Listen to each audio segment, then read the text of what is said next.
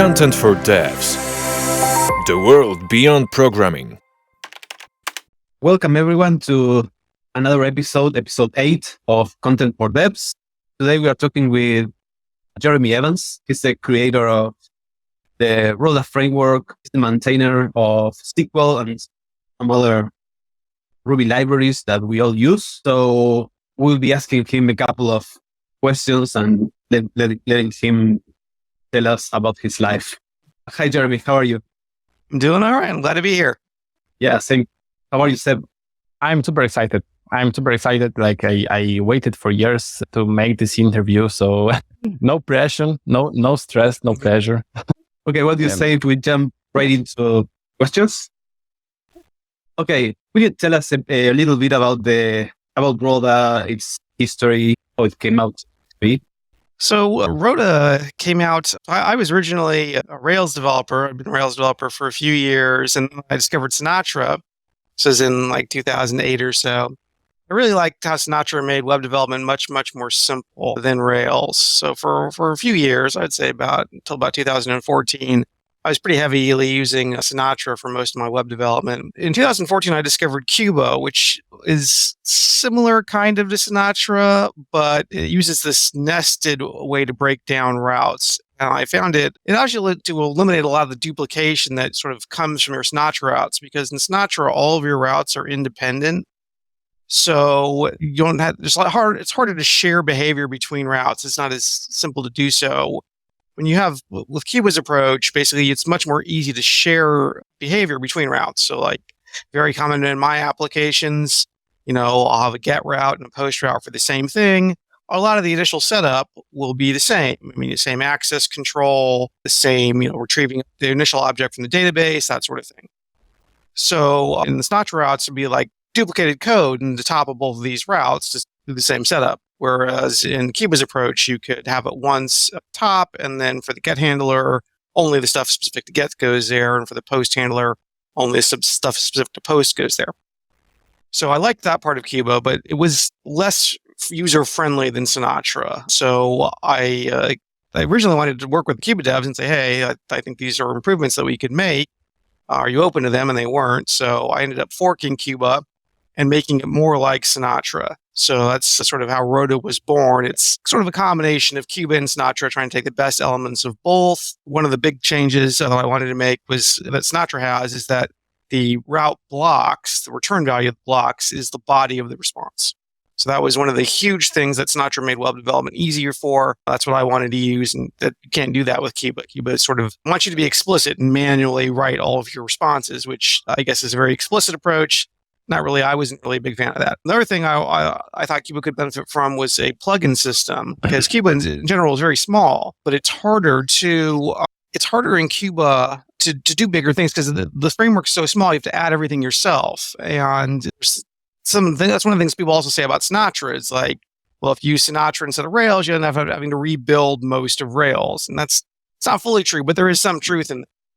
So the idea is it's as small as Cuba, pretty much, but it comes with a plugin system, and it ships with a whole bunch of plugins that you can add that are fully supported, that add a lot of the features that if you need them, you can use them. So Roda ships with over like 100 plugins for things that, are sort of included a lot of them included by default in Rails, but if you don't use them, then why pay the cost for loading them? So that's one of the big ideas with Roda is it's a plugin-based framework where you only pay for what you use. And there's tons and tons of different plugins it ships with, and there's external plugins. Now, that one of the advantages of this is that it ends up being, not just because of this, but for other reasons as well, Roda is extremely fast. That's one of the big advantages of it. My personal advantage, the applications I work on are not performance intensive. I mean, there's not really a need for them to be super fast. My huge benefit for me using Roda is this, the fact that it allows you to share behavior between routes more easily, which ends up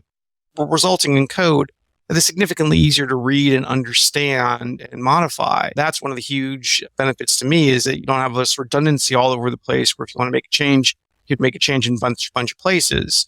You can make a change in one place and have it affect like a whole bunch of routes. That's one of the big advantages to me. And one of the advantages over Rails is that you can sort of do what Roda does with before filters in Rails and in Sinatra.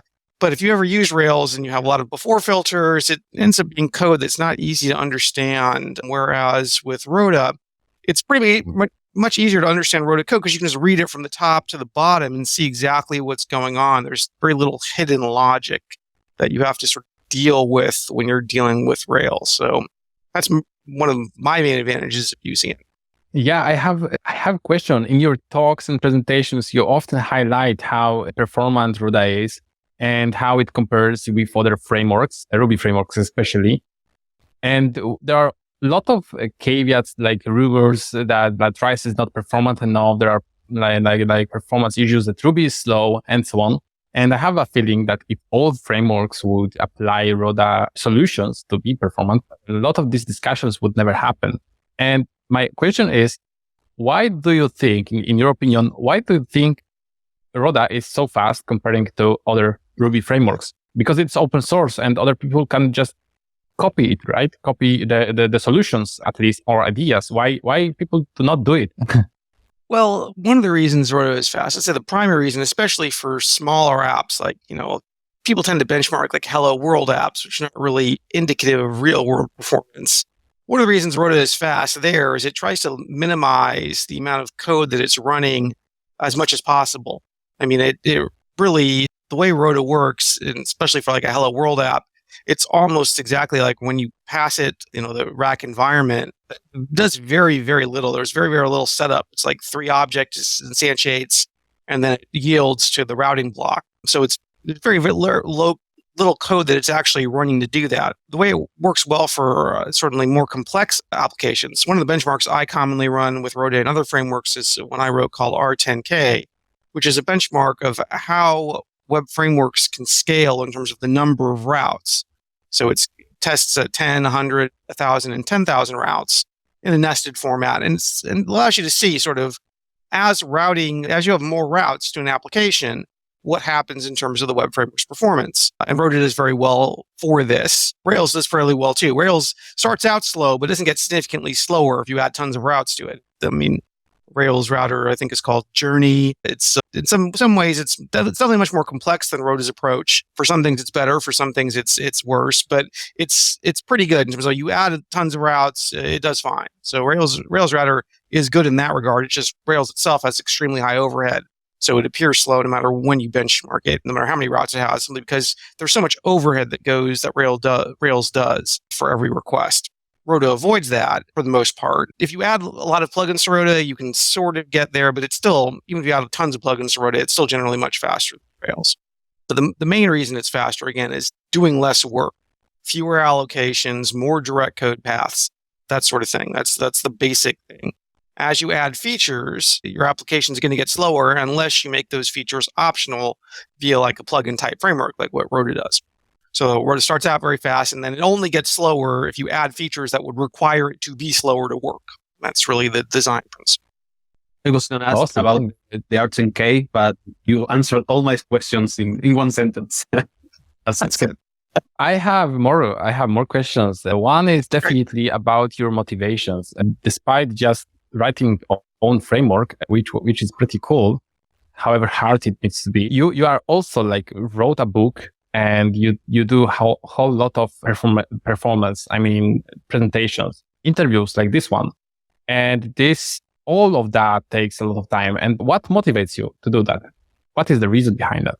So in terms of the libraries that I work on, the open source Ruby libraries that I work on, my main motivation is that it helps me at my job. I mean, my job is not just to work on open source. It's not really work at open source at all. It's just that at my job, I work for a small government agency. Pretty much all of our applications are written in the frameworks and libraries that I maintain.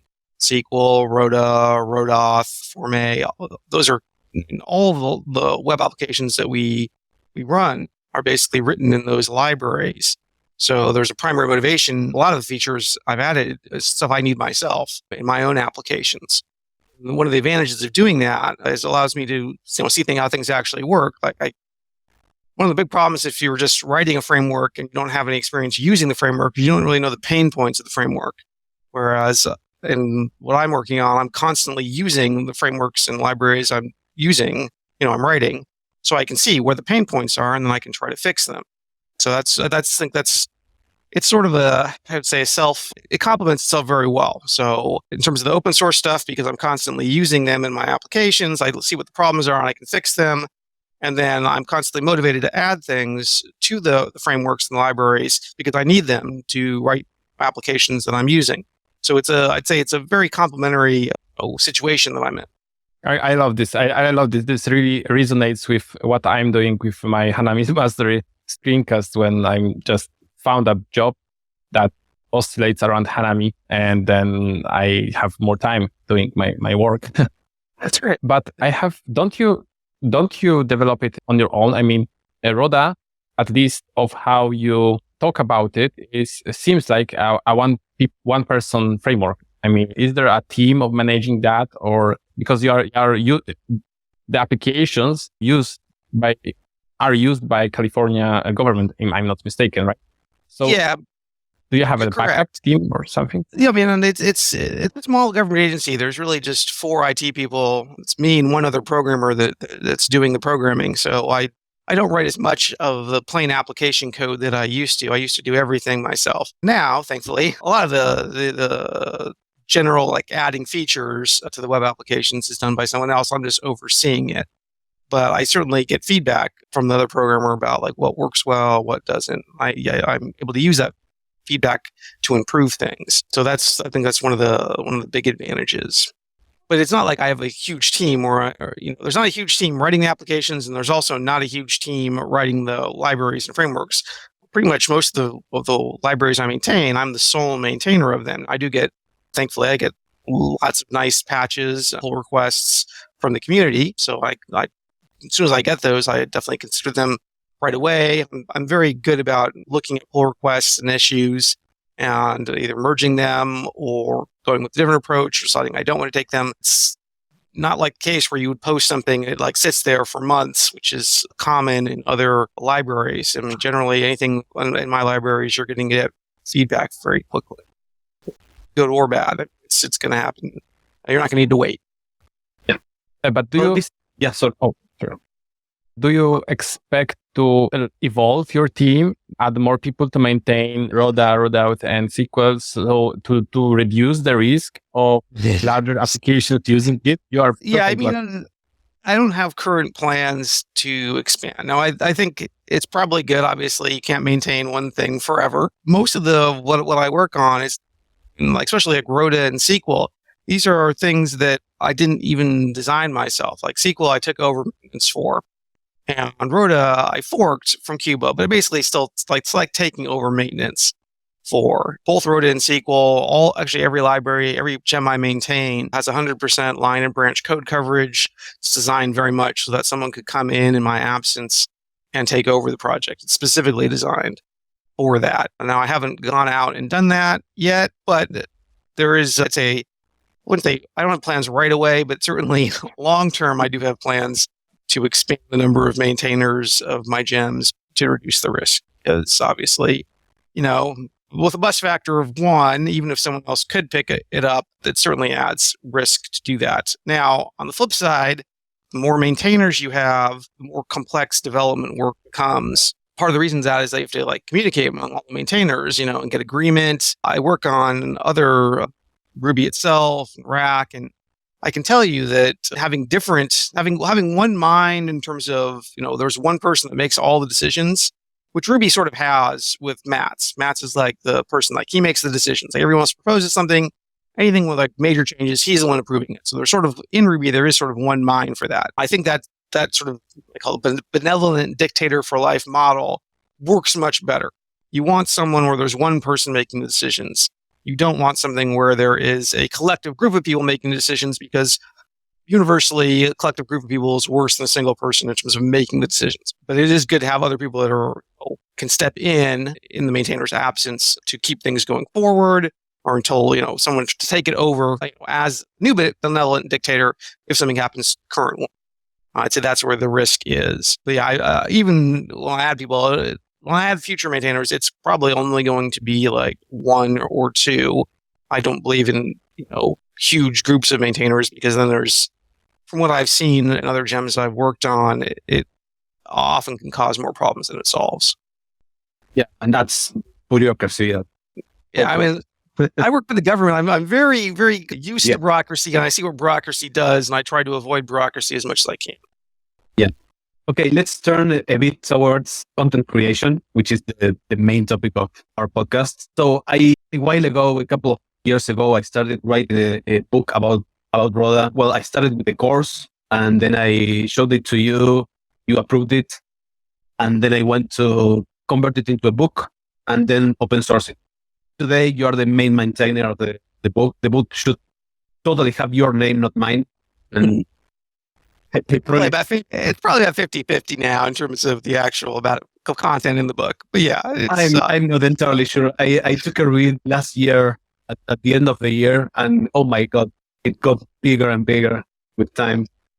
Yeah, I did add quite a bit too.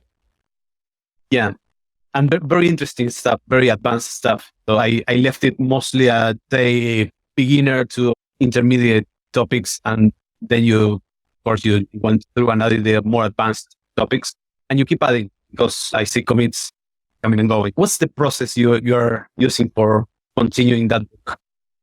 So when I originally went through it and sort of did a full editing pass through it, saw a lot of things where, the book was originally written very early in Roda's life, and then subsequent to that, we added a lot of features that would be good to discuss in the book, but weren't discussed because they weren't written at the time. So part of that was going through and adding those features. And then fortunately, I haven't had that much time to work on it. I'd say probably the last year or so. So most of the last year's commits have mostly just been people finding typos or small fixes in the book that I've been merging. What I plan to do when I have more time, hopefully this year, is to go through more of Roda's, again, recent stuff since the last time I made like a full editing pass and start adding the things to different sections of the book where they would make sense. So often in Roda, new features are added via plugins.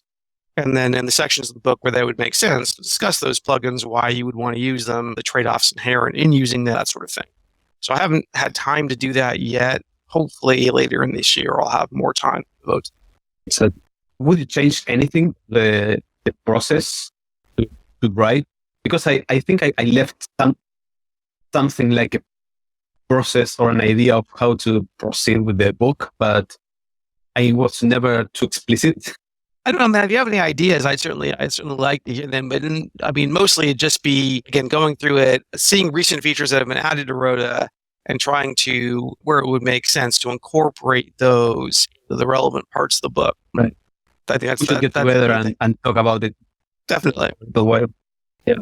And my last question regarding this part, and feel free to not answer it because it's about money. At the beginning of the whole process, as I said, I started with a course and then a book, and I was selling it.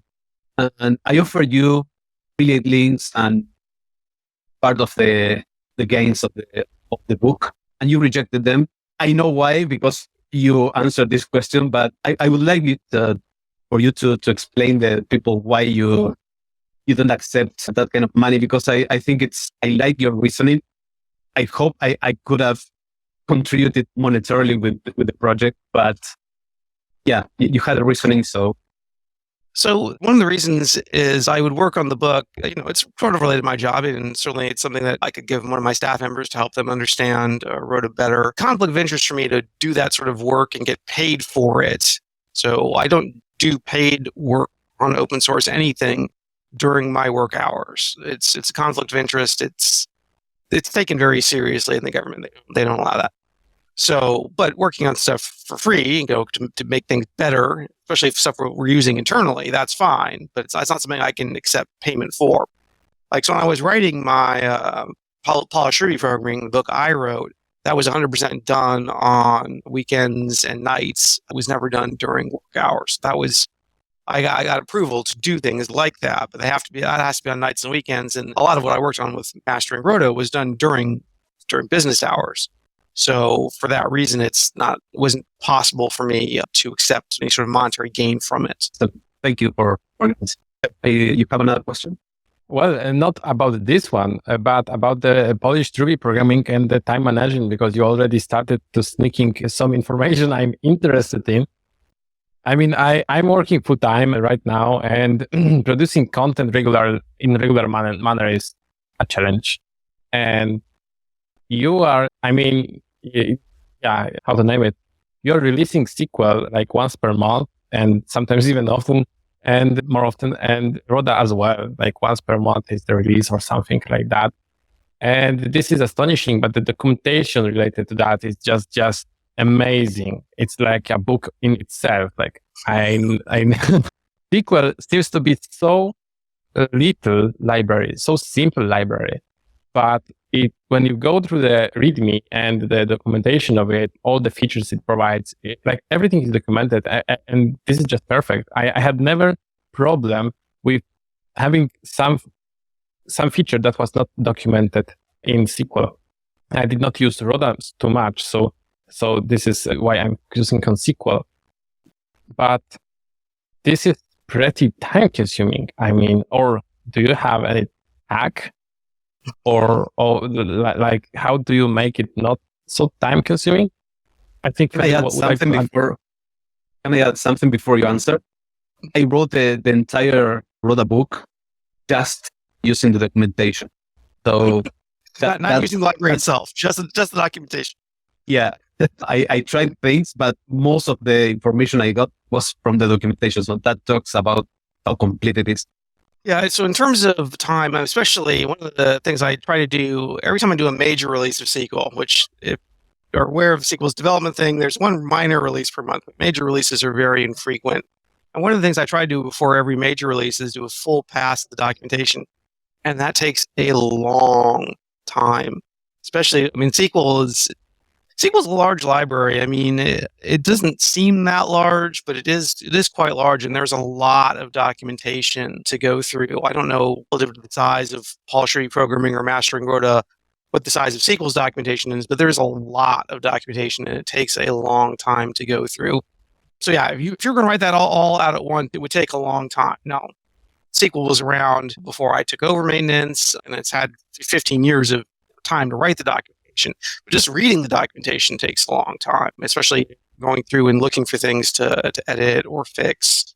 Or one of the big problems with documentation, keeping things up to date, is that you'll add features for one thing that could be useful to mention in the documentation, but it's hard to go through the documentation unless you're going through like a full edit pass and think about where would it make sense to mention these features that have been added in the last 5-10 years. It's hard to do that without really going manually through the documentation with the knowledge of what's been added and seeing where it makes sense to mention things. So yeah, that does take a lot of work. It's one of the reasons I only do it during before major releases is the amount of work it would take to do that. I mean, it's probably at least a week of solid work to go through it and make, see what makes sense to add, change, make minor corrections, that sort of thing. So that is a huge. Okay, so not really hacks. Yeah, there's no silver bullet there. I mean, you really just have to read the documentation and have knowledge of what has been added since it was written, and then what it would make sense to include, which is obviously a judgment call.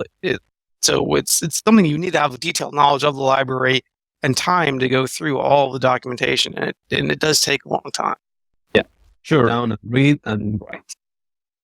But I will dig a little bit further, because you mentioned that your book had been written in evenings and weekend, which is kind of. So my question would be, how do you maintain that? Do you have like a family life, or you don't need to?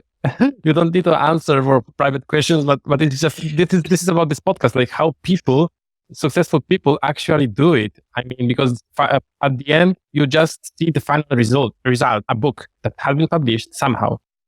And it really bothers me how people are writing books in weekends. Yeah, so I mean, I do have family. I have a wife. I have a couple kids. During the time I was writing the book, my wife was really good about letting me focus on writing the book. I'd say Polish reprogramming, the majority of the content was written in about a month, basically detailed work every night and pretty much all day on the weekends for a solid month, going through and just writing a rough draft. Now, that took about 6 months of editing and polishing and things like that. But the content itself, the majority of it, was written in a month of a fever dream of sorts, you could say. I just, hours every night and then all day on the weekends for an entire month. It was probably the hardest I've had to work, at least since I got out of school. So writing a book it's very stressful. It's a huge time commitment and it doesn't pay very well. So you shouldn't do it for the money. One of the reasons I wrote Policy Reprogramming is I didn't have much else going on at the time. This was the middle of the pandemic. I also had some ideas that I sort of wanted to share. It would make sense to share them in the book. So I thought it was good, but I don't know that I'm still on the fence of like whether I would do it again or not. I know publisher would very much like me to write additional books for them. They make the majority of the money, so I'm sure that's great for them. But for me, I don't know that I'm doing it. It's possible there'll be a second edition of Policy Reprogramming in a few years, but it'll be more of an edit part of edition than like a new book part of edition. So it's just a lot of work. It's not, you don't do it for the money. So I don't plan to be a professional writer. I do write a lot of documentation, but writing is actually not something I enjoy very much. So it's not likely I will do another entire book. And writing a book in a month, it sounds crazy, and I think it is crazy.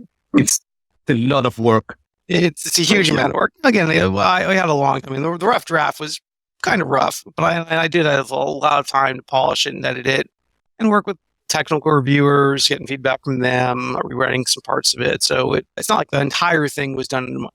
The majority of the content was written in a month. But yeah, you're probably talking every week of that month. I was probably doing, I'd say at least 40 hours a week of book writing. So it's probably 160 to 200 hours just of writing the rough draft. Right. And what about the research?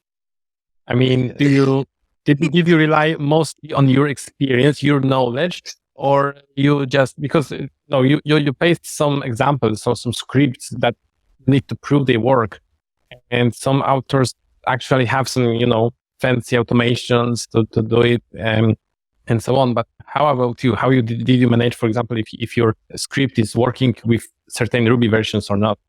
Yeah, so the book focuses on Ruby 3. Now, I think most of the examples work in earlier versions of Ruby, but I don't think I tested them in anything. I think Ruby 3.0, which was the newest version at the time, most of the book was written without much need of research. I mean, I'm an experienced Ruby programmer. A lot of things I was talking about aren't really stuff you need to research. It's a lot of the book I'd say is more opinion than fact. It's my recommendations about, these are the trade-offs involved when you do these things. It's not like, how does this work? How does this new library work? We'll have to research how it works. These are sort of just general Ruby things that I think as you become more experienced in Ruby programming, a lot of the stuff you would pick up yourself. But a lot of it's, my opinions that some people may not even agree with. So, but it's really my advice for, these are the trade-offs involved when you're doing something. Because I think one of the most important things about programming is to realize that everything you're doing in programming has trade-offs, and choosing the right trade-offs is what makes the difference between stuff that's easy to maintain or not. And again, sometimes maintenance isn't the most important thing. Sometimes you need to be fast, and again, that's a trade-off. You want to sacrifice performance for maintainability. So there's tons of decisions you'll do all the time when you're doing programming. And it's important to recognize them and determine, am I making the appropriate trade-offs for what I'm doing? So a big part of Policy Reprogramming is sort of discussing those trade-offs, sort of so you can recognize them yourself and make the appropriate decisions for the application or library that you're working. Awesome. Thank you very much. Okay, and we're approaching the last questions for us. How does a work week for you? So my job, I'm not just a programmer. I'm the IT manager at the department, so I sort of in charge of everything IT. One of the big things I've been working on, actually most of last week, was spent testing upgrades from Microsoft Exchange 2013 to Microsoft Exchange 2019, which is a huge amount of work that I don't really like. But so most of my applications are actually written on OpenBSD, but most of the clients and servers for the department are Windows, because all the clients are using Windows specific applications that only run on stuff that only runs on Windows. A lot of the servers are Windows because that's how you maintain the Windows clients. the Active Directory and all that sort of stuff. Not sort of not sort of what I consider the fun part of my job, but that's it's stuff I have to do to make sure things are running. For the applications and stuff, those actually are all run on OpenBSD. So sort of in the Ruby community, I'm known for Ruby and SQL, Roda and stuff. But before I was into Ruby, I was a systems administrator. I was working in OpenBSD, so all of our Ruby applications run on OpenBSD and use like OpenBSD specific security features to lock them down. So if you've seen some of the presentations I've given in the past, I sort of discuss some of these ideas for, basically some of the approaches that we use to make our applications more secure. I mentioned that like performance isn't really a big deal. It's not like a lot of you work for a private company, you got to worry about performance a lot because you want to make sure things are, you expect, especially if you're working a startup, you expect a lot of growth. Make sure you plan for that. When you work for the government, that's not really as much of an issue, especially in my organization where there's not tons of traffic. Performance isn't really an issue, but security is a huge issue. I mean, security is like the most important thing. So that's one of the reasons we use OpenBSD is it's much more secure than other operating systems and specifically allows features that you can use in your own applications to make them more secure by like locking down even what system calls are available and what parts of the file system are available. It's stuff that you can do in other operating systems like Linux, as like SE Linux and things like that. But unless you're like a kernel programmer, you can't really do that because you don't have the knowledge to do it well. Whereas OpenBSD's tools that it gives you are stuff that a normal application programmer can easily use to lock their systems down. So they've been using OpenBSD for 20 years. Successfully, both for our firewalls, our proxy servers, our web servers, things like that. It's been that part I really like. So I really like Ruby. I really like OpenBSD. All the open source stuff I really like.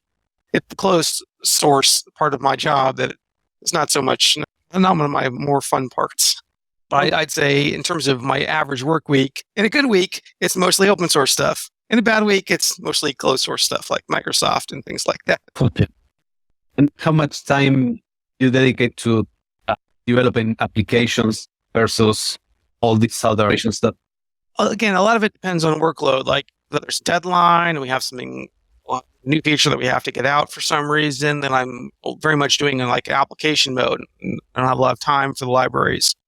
For in case situations when there's not a deadline or I have a lot more free time, I'm often spending much more of my time working on improving libraries. So a lot of it ebbs and flows, in terms of how much time I can devote to it. Because it is, it's not like the most important thing I do for my job. So it's something I generally do at my job when I don't have other things that are pressing needs that I need to do right away. And you're working full-time, right? Yes. So I'm full-time, 40 hours a week, regular 9-to-5 job. Super. Just normal, nice guy who is a legend at the same time. Amazing. Thanks for all of that. This brings a lot of normality. I mean, it normalizes the image I pictured you for years, and this is really, really mind blowing. So thank you very much. You're welcome. Okay, that's our questions. Is there anything else you want to flag or talk about? No, not really. I mean, thank you very much for having me on here. I'm glad I could participate, and it's fun talking to you guys. So, you don't have anything else? I got to go pick my kids up actually from school pretty soon. So, yeah. So, thank you very much for coming to the show and for accepting the invitation and this amazing time. It was a blast, and I hope I have a chance to talk to you once more at some point. Definitely. Thank you very much. Thank you. You're always invited here. Awesome. All right. Well, you guys have a great day. You too. Bye. Bye.